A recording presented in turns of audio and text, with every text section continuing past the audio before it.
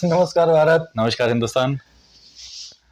आज का जो अपना टॉपिक है दोस्तों वो सिविल प्रोसीजर कोड सीपीसी जो है, जो सिविल अधिकारों के बारे में आपको प्रोसीजर के बारे में बताती है, उससे संबंधित एक टॉपिक है, उसके बारे में चर्चा करेंगे। और जनरल आपको बताऊं, एक बात आप इमेजिन कीजिए कि आपने किसी कोर्ट में कोई सिविल दावा किया और उस कोर्ट ने उस प्रोसीडिंग के अंदर या तो फाइनल डिक्री, फाइनल ऑर्डर अपना पारित किया, या फिर इन बिटवीन कोई आदेश पारित किया जो आपके विरुद्ध है, तो आपके पास क्या रेमेडी है? आपके दिमाग में क्या बात आती है, क्या होना चाहिए? भाई, कानून में प्रोविजन तो है, लेकिन जो यूज किया जा सकता है, जो प्रयोग किया जा सकता है, उनमें से एक टूल की बात मैं करना चाहूंगा, वो है पुनर्विलोकन। जो उम्मीद बात कह रहे हैं वो टॉपिक है, पर मैं उससे पहले आपसे पूछना चाह रहा था कि अगर आपके खिलाफ कोई ऑर्डर हो गया तो आपके दिमाग में सबसे पहले क्या आएगा? मेरे हिसाब से जनरली सबके दिमाग में ये आएगा कि आपके खिलाफ कोई ऑर्डर हो गया तो आपको उसको अपीलेट कोर्ट में, जो ऊपर की कोर्ट है, उसके अंदर चैलेंज करना पड़ेगा। सबसे पहला तो कॉमन यही है कि अपील करते हैं, लेकिन उससे पहले भी कुछ किया जा सकता है। इसके ऊपर एक प्रोविजन और है जो सीपीसी में दिया हुआ है, वो ये है कि आप सेम कोर्ट के अंदर भी उसको वापस चैलेंज कर सकते हैं, और उसे अपन कहते हैं पुनर्विलोकन किया जाना। तो अपन आज बात कर रहे हैं रिव्यू, पुनर्विलोकन। देखिए, इसमें एक शब्द आ रहा है व्यू। व्यू का मतलब देखना, और रिव्यू का मतलब एक बार फिर से देख लीजिए, कहीं कोई कमी नजर आ जाए।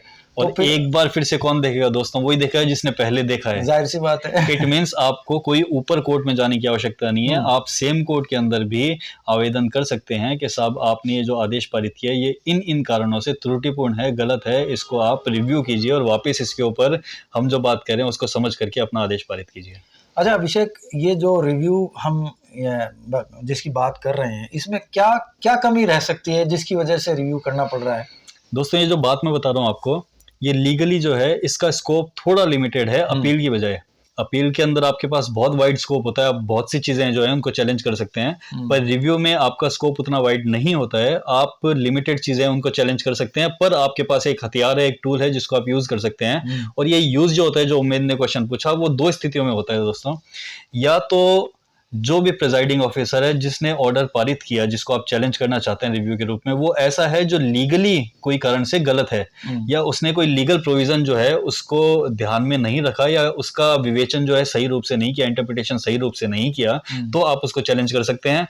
और सेकेंड बात ये है कि जब जिस कोर्ट के ऑर्डर को आप चैलेंज करना चाह रहे हैं, उसने जब वो ऑर्डर पारित किया था, उसके बाद में आपको कोई ऐसा नवीन तथ्य, ऐसा कोई नया तथ्य पता लग गया जो कि इतना इंपॉर्टेंट है कि अगर वो तथ्य पहले कोर्ट के सामने होता तो शायद वो इस निष्कर्ष पर नहीं पहुंचते जो उसने निष्कर्ष दिया है, तो इस आधार पे भी आप उसको रिव्यू करवाने के लिए आवेदन कर सकते हैं। मतलब सरल सी बातें हैं, इतनी जटिल नहीं है।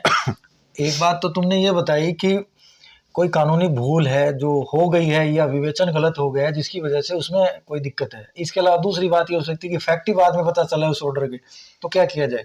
तो अपील में जाएं? नहीं, आप उस कारण को लिखें और लिखने के बाद में उसी न्यायालय में वापस से दें, ताकि नए फैक्ट के ऊपर, नए फैक्ट की रोशनी में कुछ ना कुछ फैसले में तब्दीली आएगी।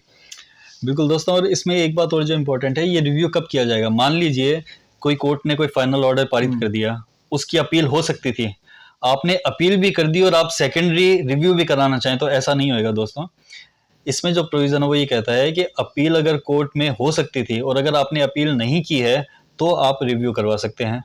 या फिर जहां पे अपील होती ही नहीं है, मतलब लॉ के अंदर स्पेसिफाइड है कि इन मैटर्स में अपील होगी, इन मैटर्स में अपील नहीं होगी, तो ऐसा कोई मैटर जिसमें अपील ही नहीं हो सकती, तो वहां पे भी आप रिव्यू को यूज कर सकते हैं।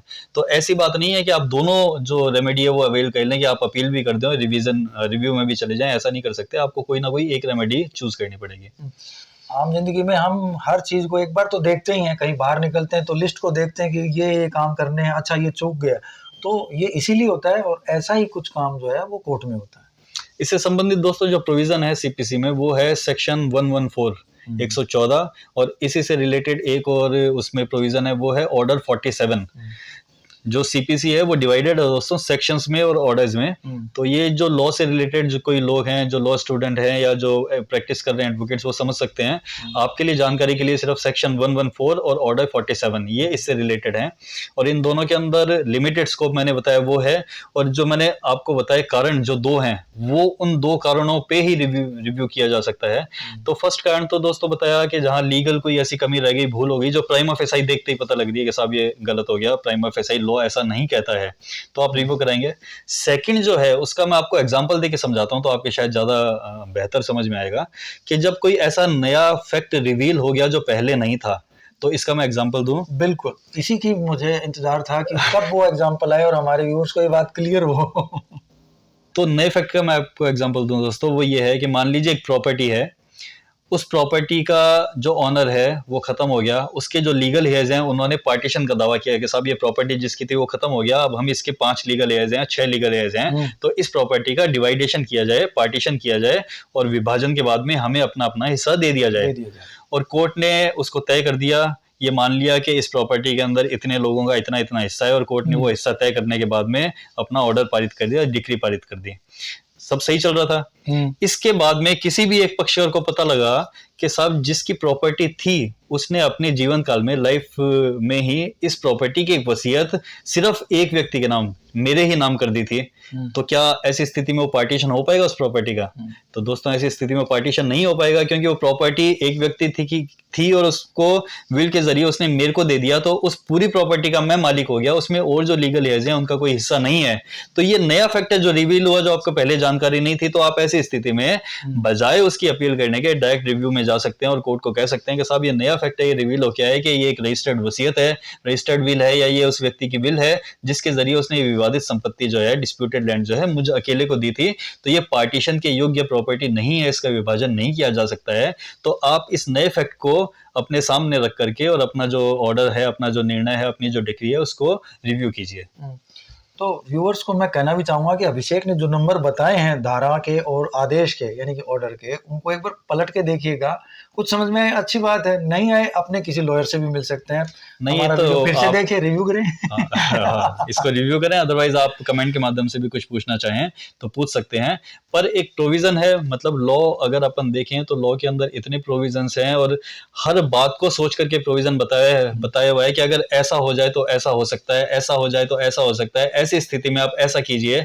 मतलब इसको चारों तरफ से इतने संजीदा तरीके से बांधा हुआ है कि कोई भी ऐसा सर्कमस्टांस नहीं बचा है जिसके अंदर आपको कहीं आप दिक्कत में हो और ये सीपीसी या जो लॉ है वो आपको कहीं ना कहीं किसी मुकाम पे न पहुंचा सकता हो। लेकिन एक बात याद रखिएगा, कानून के सामने आना है तो स्वच्छ हाथों से आना है, साफ हाथों से आना है। बिल्कुल दोस्तों। तो विदा लें। बिल्कुल। नमस्कार। नमस्कार दोस्तों।